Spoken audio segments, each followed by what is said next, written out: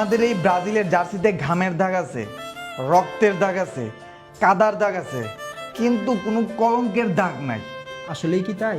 रुको जरा सबर करो। বেশি দূরে যাব না, সালটা 1995, ব্রাজিল ভার্সেস আর্জেন্টিনার football match. Estava bem marcado, pouco espaço para jogar. চমৎকার একটি ক্রসে গোল দেন ব্রাজিলের তুলিও মার্ভেলিয়া। বাট এই জায়গায় ব্রাজিলিয়ান প্লেয়ারটা বলটা রিসিভ করছে কিভাবে? আরো দুইবার দেখেন। হাত দিয়ে বলটি থামিয়ে তারপর দিয়ে দিল চমৎকার গোল। গোল হওয়ার সাথে সাথেই কিন্তু আর্জেন্টিনার প্লেয়াররা তেড়ে যায় রেফারির দিকে হ্যান্ডবলের নোটিশ দেওয়ার জন্য, কিন্তু রেফারি হ্যান্ডবলে কোনো পাত্তা না দিয়ে উল্টা আরো সাফাই গাইল যে ব্রাজিলিয়ান প্লেয়ার তার বুকের মাধ্যমে বলটা রিসিভ করছে। अच्छा है मैं अंधा हूँ। এখন কিন্তু রেফারি অনেক ভালো, সবকিছু fair. Happy, very happy. No cheating, no cheating. আর হাত দিয়ে তো গোল দেয় শুধুমাত্র ম্যারাডোনা। যাই হোক, এই গোলটির কারণে সেই 1995 সালের ম্যাচটিতে ব্রাজিল জিতে যায়, কারণ ব্রাজিলের জার্সিতে কোনো কলঙ্কের দাগ নাই। হ্যান্ডবলের মাধ্যমে গোল দেওয়ার ইতিহাস আরো অনেক আছে, সেই মান্দা তামলে যাইতে হবে না। 2010 সালের কথা, ব্রাজিল বনাম আইভরি কোস্টের ম্যাচ। বলটা স্পষ্ট হ্যান্ডবল হয়, কিন্তু রেফারি কোনো প্রকার বাঁশি দিল না, খেলাও থামলো না, ব্রাজিলের প্লেয়ার গোল দিয়ে দিল।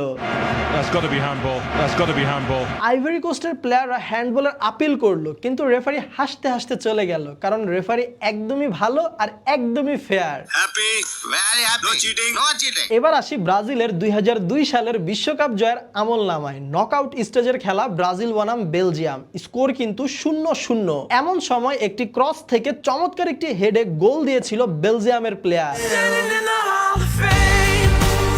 কিন্তু সাথে সাথেই রেফারি এই গোলটি বাতিল করে দেয়। কারণ রেফারির কথা হচ্ছে বেলজিয়ামের প্লেয়ারটা হেড দেওয়ার সময় ব্রাজিলিয়ান প্লেয়ার সাথে তার ধাক্কা লাগে। জাস্ট ফাউলের নমুনাটা দেখেন। মাথায় নষ্ট মামা। মাথা নষ্ট ফাউল আর গোলটি বাতিল, আর এই গোল বাতিল করে দেওয়ায় জিতে যায় ব্রাজিল। আমার মা মতে দিচ্ছে, এ ভাইস্তা আমার মা মতে দিচ্ছে। এখানে কিন্তু রেফারি খুবই ভালো, একদমই ফেয়ার ম্যাচ হয়েছে, কারণ ব্রাজিলের জার্সিতে কোনো কলঙ্কের দাগ নাই। আবারও বলি 2002 সালের বিশ্বকাপের কথা, ব্রাজিল বনাম তুর্কি ম্যাচ।